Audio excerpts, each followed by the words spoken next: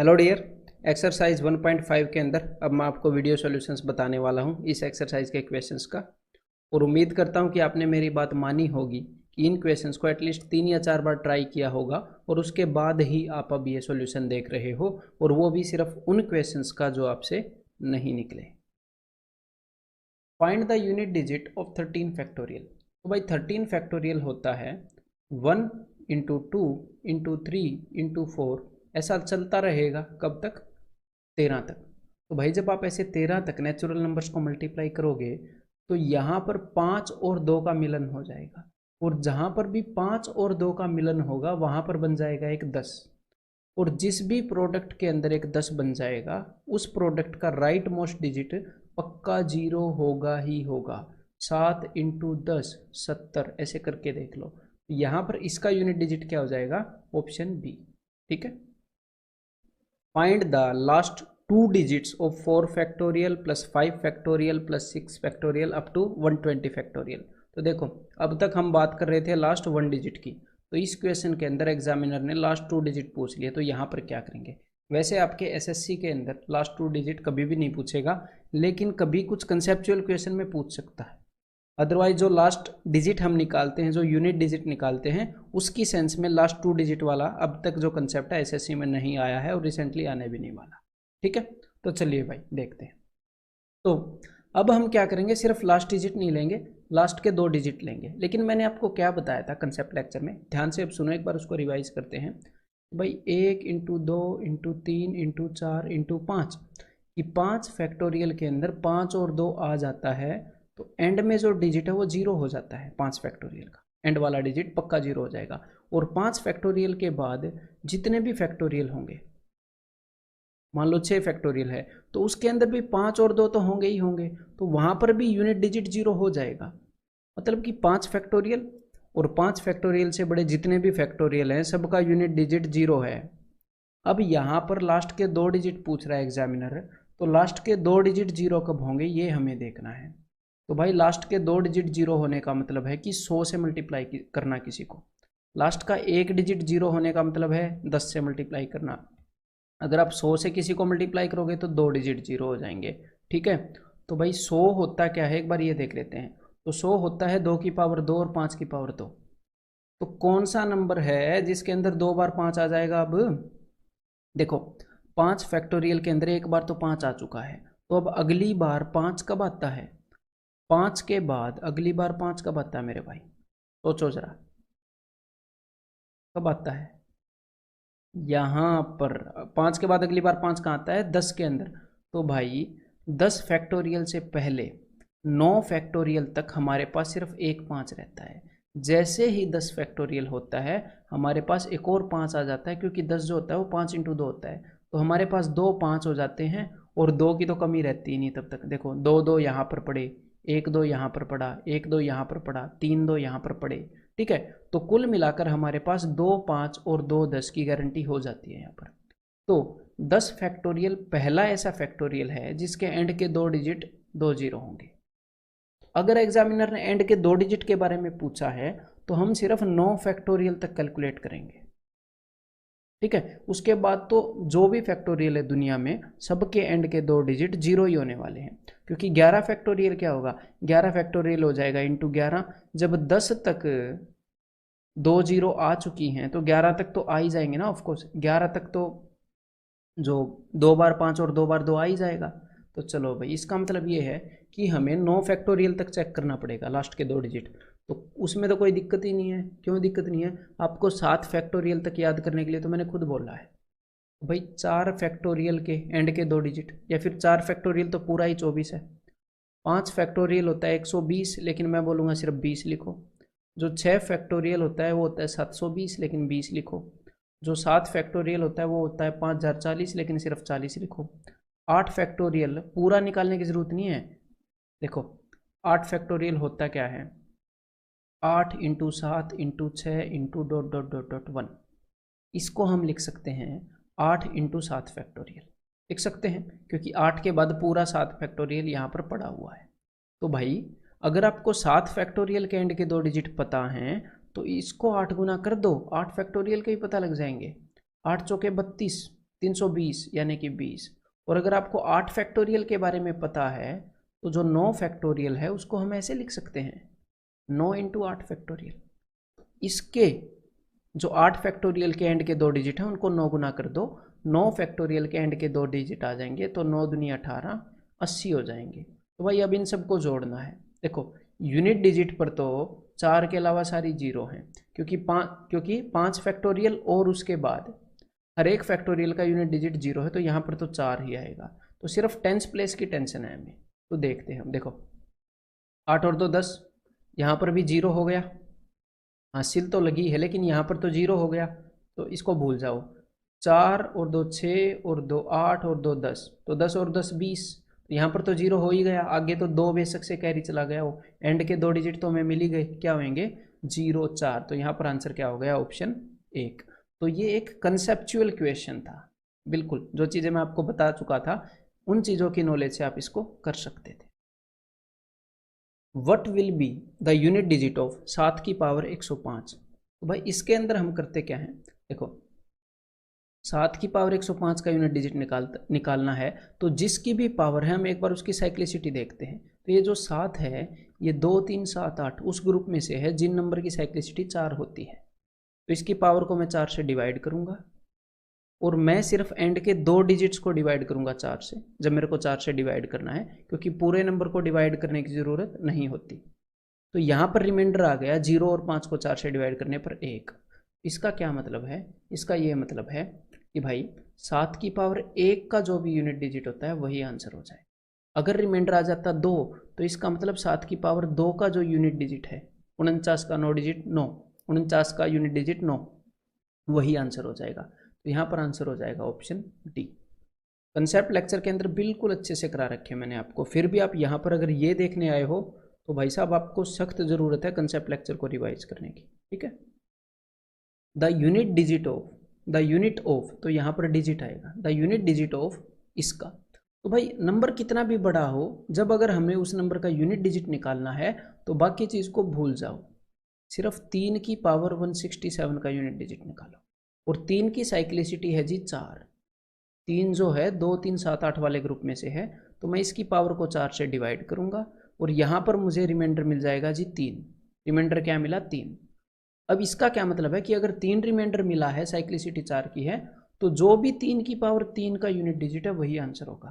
तो 3 की पावर 3 होती है 27, तो यहाँ पर यूनिट डिजिट हो जाएगा 7, option C. The unit digit of this number, तो भाई देखो यूनिट डिजिट सीधा सीधा डिपेंडेंट है यूनिट डिजिट के ऊपर, तो 215 को भूल जाओ बिल्कुल। 8 की पावर 1670, 8 की साइक्लिसिटी है 4 की। इस तरह के क्वेश्चंस के अंदर लिखना भी नहीं होता आपको, अगर अच्छे से कंसेप्ट लेक्चर देखा है तो 8 की पावर है 1670, इसको मैं 4 से डिवाइड करूंगा, बिकॉज 2 3 7 8 इन नंबर्स की जो साइक्लिसिटी है वो 4 होती है। इसको सिर्फ 70 को मैं 4 से डिवाइड करूंगा, बिकॉज सिर्फ आखिरी 2 डिजिट को डिवाइड करके पता लग जाएगा कि भाई क्या रिमाइंडर होगा पूरे नंबर को डिवाइड करके। तो भाई यहाँ पर क्या रिमाइंडर होएगा, 17 चौके 68 होता है, तो 2 रिमाइंडर होएगा। इसका क्या मतलब है कि भाई 8 की पावर 2 का जो भी यूनिट डिजिट है वही अपना आंसर है, ठीक है। तो भाई 8 की पावर 2 का यूनिट डिजिट होता है 4, 64 होती है, तो यहाँ पर आंसर हो जाएगा option 2। The unit digit of 9 raise to power 30 plus 7 raise to power 80 is, तो इसका यूनिट डिजिट क्या है। तो भाई 9 जो है 9 उन नंबरों में से है जिनकी साइक्लिसिटी 2 की होती है, मतलब हम ओड और इवन पावर देख के काम चला लेते हैं। तो यहाँ पर 9 की पावर इवन है, और जब भी 9 की पावर इवन होती है तो यूनिट डिजिट होता है जी 1, यानी कि यहाँ पर यूनिट डिजिट होएगा 1 प्लस, और 7 उन नंबरों में से हैं जिनकी साइक्लिसिटी 4 होती है। इसकी पावर को मैं 4 से डिवाइड करूंगा, तो जो रिमाइंडर आया है वो आया है 0।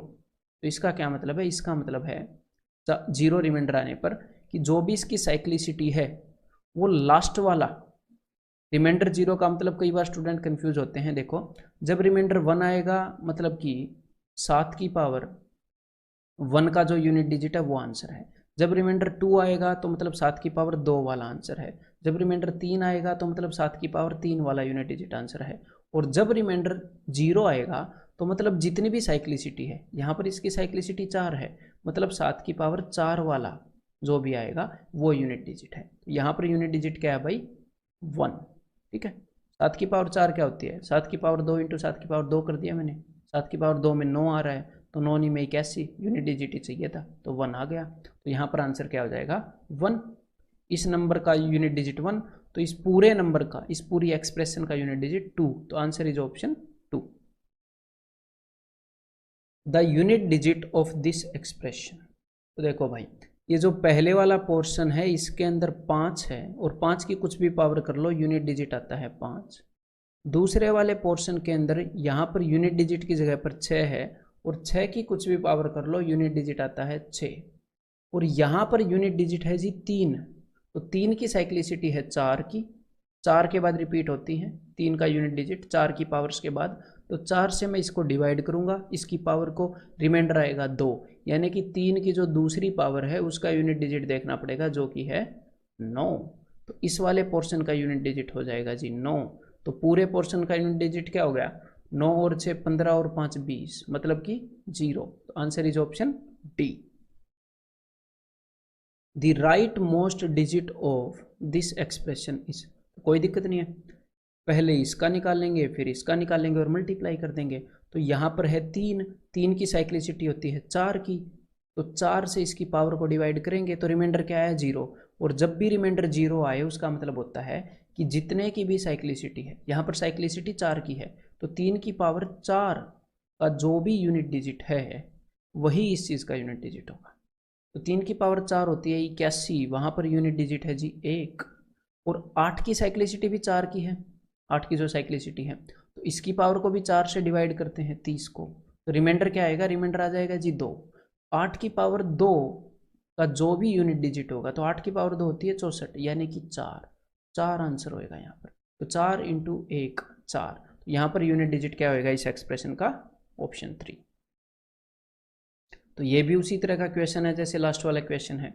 The unit digit in this product, तो देखो भाई 7 की जो साइक्लिसिटी है वो 4 की है, तो इसकी पावर को मैं 4 से डिवाइड करूंगा और देखता हूँ रिमाइंडर क्या आएगा। रिमाइंडर आ रहा है 3, तो 7 की पावर 3 का जो भी यूनिट डिजिट है वही यूनिट डिजिट होगा इसका।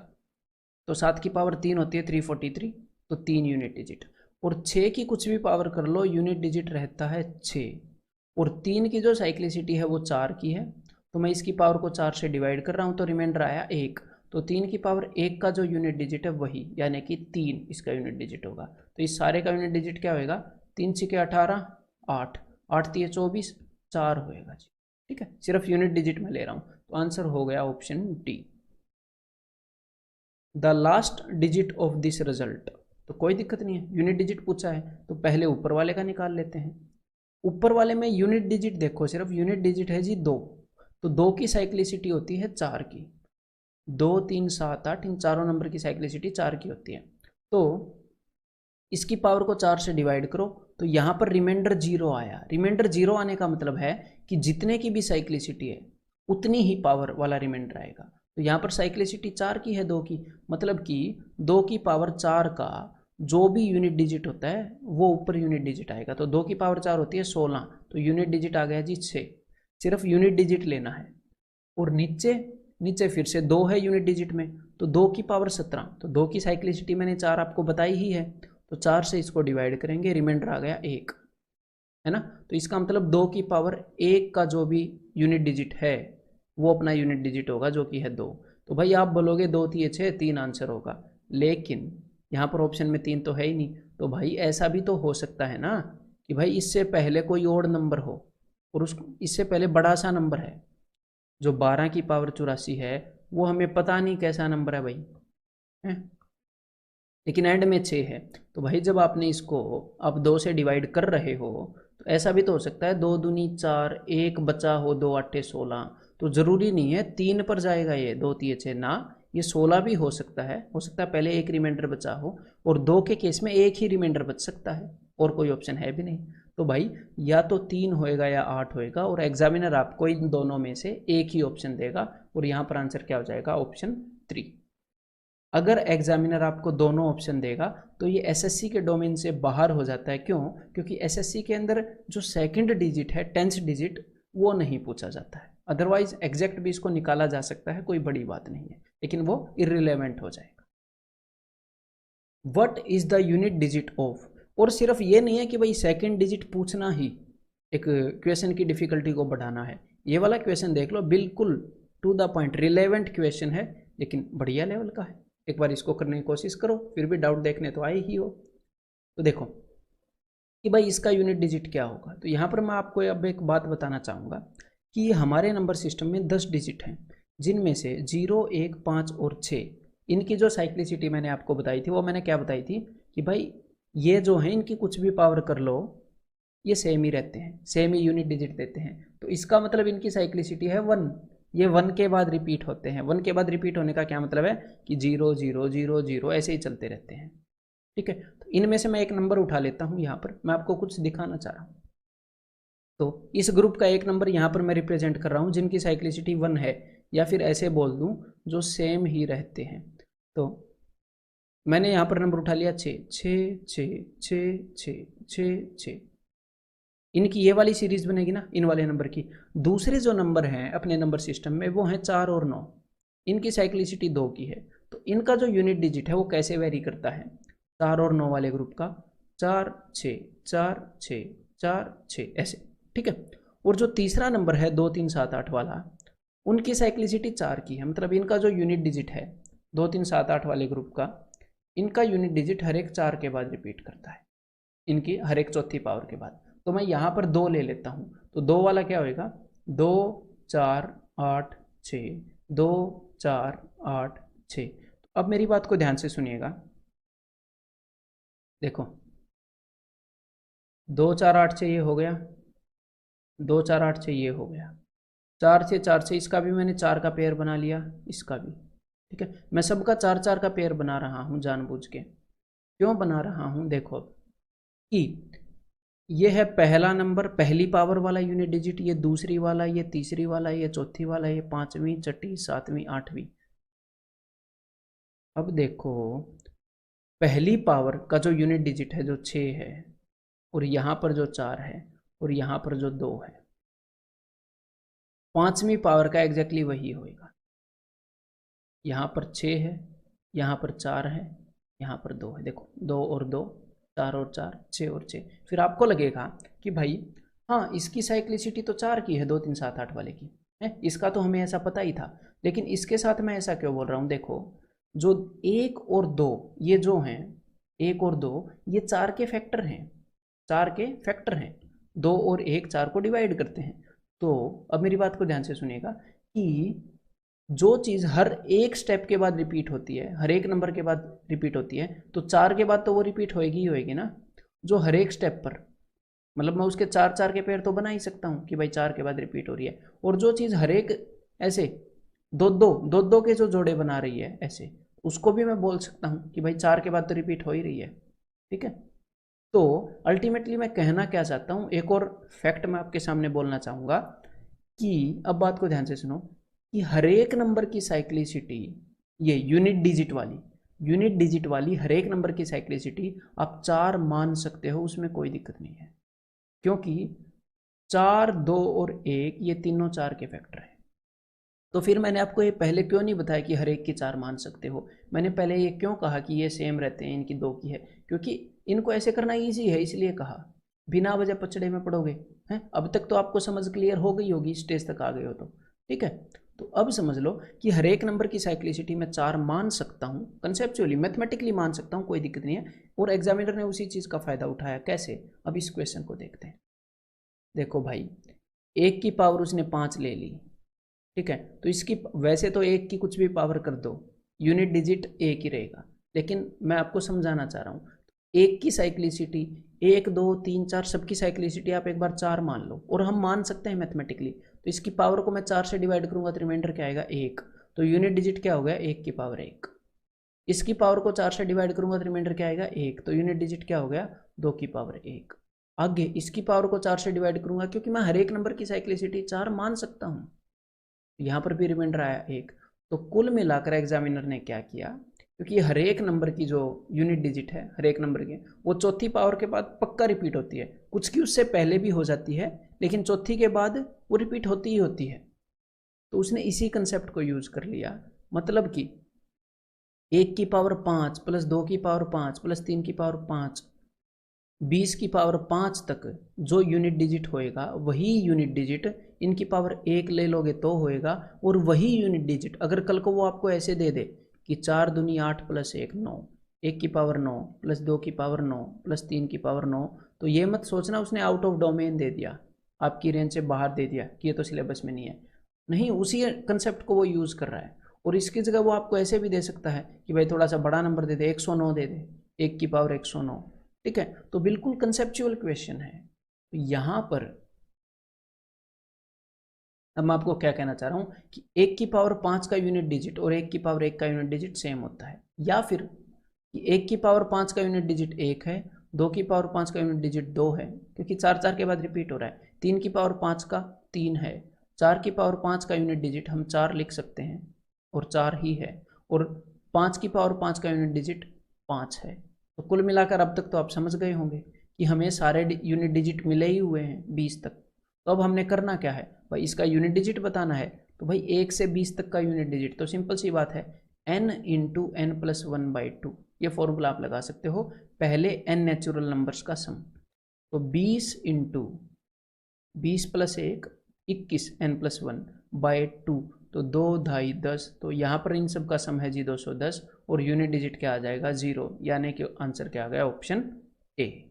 समझ में आ गई बात। अब ये वाला और ट्राई कर लो, अगर डाउट देखने आए ही हो तो एक बार फिर ट्राई कर लो जरा। Let n be an integer such that the last digit of 13 raise to power n is 9, मतलब कि 13 की पावर n का जो यूनिट डिजिट है वो 9 है। तो भाई 13 की तो कोई मतलब बनता ही नहीं, यहाँ पर सिर्फ फर्क पड़ेगा यूनिट डिजिट पर 3 का। तो अब मैं ये देख लेता हूँ कि भाई 3 की पावर्स की साइक्लिसिटी 4 है, ये तो मुझे याद ही है, आपको बता रखा है मैंने 2 3 7 8। तो देखो 3 की पावर पहली पावर पर यूनिट डिजिट जो है वो है 3, 3 की दूसरी पावर पर यूनिट डिजिट 9, 3 की तीसरी पावर पर यूनिट डिजिट 7, 3 की चौथी पावर पर यूनिट डिजिट 1, और उसके बाद ये रिपीट होते हैं 3 9 7 1, 3 9 7 1। और यहाँ पर एग्जामिनर बोल रहा है कि 3 की ऐसी पावर की गई कि यूनिट डिजिट 9 आया, यानी कि इसका मतलब क्या है, इसका मतलब है कि भाई इस पावर को 4 से डिवाइड करने पर जो रिमाइंडर है वो 2 आ रहा है, क्योंकि 3 की दूसरी पावर पर 9 आता है यूनिट डिजिट। तो इसकी पावर है हमें नहीं पता कौन सी है, पर एक बात की गारंटी हो गई कि इसकी पावर को 4 से डिवाइड करते हैं तो रिमाइंडर आ रहा है 2। ठीक है, 4k+2 इस फॉर्म में ये नंबर है, जो भी ये अपना नंबर है n, ये 4k+2, यानी कि एक ऐसा नंबर है जो 4 से तो डिवाइड नहीं होता, क्योंकि 4 से डिवाइड करने पर 2 रिमाइंडर देता है, लेकिन देखो 4 से कुछ पोर्शन डिवाइड होता है, उसके अंदर 2 ऐड हो रहा है, यानी कि ये इवन नंबर है। देखो ये भी इवन नंबर है 4k, ये भी, तो ये नंबर एक इवन नंबर है जो भी अपना नंबर है। और ये ऐसा नंबर है कि मान लो सबसे पहले ये नंबर कहाँ पर आएगा, दूसरी पावर, फिर उसके बाद छठी पावर 6, 3 3 6, है ना, 4 से डिवाइड करने पर 2 रिमाइंडर आ रहा है, तो 4k+2 की फॉर्म में है। अब एग्जामिनर ने क्या क्या पूछा है कि then which of the following can not be true, कौन सा सच नहीं हो सकता, ये उसने पूछा है, मतलब कौन सी चीज पक्का झूठ है, वो सच हो ही नहीं सकती। तो चलो भाई करते हैं। देखो n इज इवन, तो भाई ये तो देखो पक्का सच है, n इवन तो होगा ही होगा, ये अपना आंसर नहीं है, ये तो पक्का सच है ना। n इज डिविजिबल बाई 3, देखते हैं ये सच हो सकता है कि नहीं, भाई ये तो सच हो सकता है, देखो हो सकता है, 6 जो है उसको 4 से डिवाइड करने पर 2 रिमाइंडर आ रहा है, और ये 3 से भी डिविजिबल है, तो ये हो सकता है। एग्जामिनर ने क्या पूछा है, कौन सा नहीं हो सकता, ये भी आंसर नहीं है। अब ये वाला देखो, अब एग्जामिनर पूछ रहा है कि n gives 3 remainder when divided by 6, कि भाई ये जो n है इसको 6 से डिवाइड करने पर 3 रिमाइंडर आता है। तो भाई दुनिया में कोई भी ऐसा नंबर नहीं है इवन, किसी भी इवन नंबर को 6 से डिवाइड करोगे तो 3 रिमाइंडर नहीं आएगा भाई साहब। क्यों नहीं आएगा, देखो जो नंबर 6 से डिवाइड होकर 3 रिमाइंडर देगा वो 6k+3, ऐसे लिख सकते हैं, 6 से डिवाइड होकर 3 रिमाइंडर देगा, तो ये नंबर क्या है, इस नंबर का ये वाला पोर्शन तो इवन है क्योंकि 6 × k है, तो ये वाला पोर्शन तो ओड है ना, तो इवन प्लस ओड, ये वाला नंबर ओड आएगा। जो भी नंबर 6 से डिवाइड होकर 3 रिमाइंडर देगा वो पक्का ओड होगा, लेकिन अपना जो नंबर है n वो बेचारा इवन है, तो ये बिल्कुल भी ट्रू नहीं हो सकता। तो यहाँ पर आंसर क्या है? ऑप्शन 3। कंसेप्चुअल क्वेश्चन था ये। तो अब मैं आपको मिलने वाला हूँ अगले बहुत ही इंटरेस्टिंग और बहुत ही इंपॉर्टेंट चैप्टर के अंदर, कंसेप्ट लेक्चर 8 में।